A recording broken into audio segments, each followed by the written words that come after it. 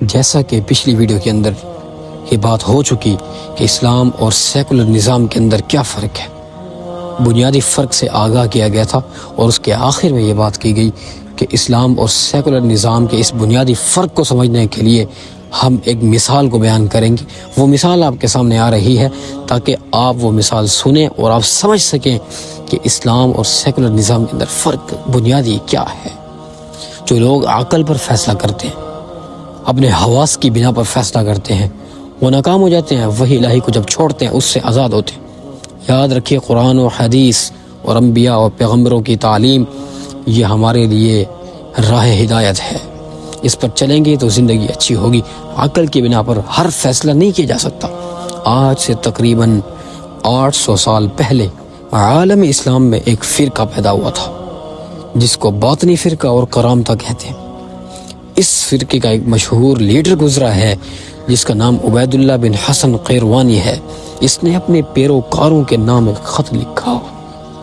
وہ خط بڑا دلچسپ ہے، جس میں اس نے اپنے پیروکاروں کو زندگی گزارنے کے لیے ہدایات دی ہیں۔ اس میں وہ لکھتا ہے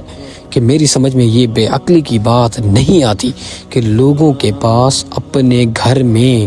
ایک بڑی خوبصورت سلیقہ شعار لڑکی بہن کی شکل میں موجود ہے اور بھائی کے مزاج کو بھی سمجھتی ہے، اس کی نفسیات سے بھی واقف ہے، لیکن یہ بے عقل انسان بہن کا ہاتھ کسی اجنبی شخص کو پکڑا دیتا ہے،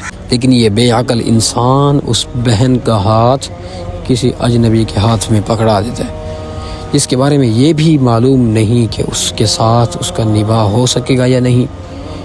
وہ مزاج سے واقف ہے یا نہیں،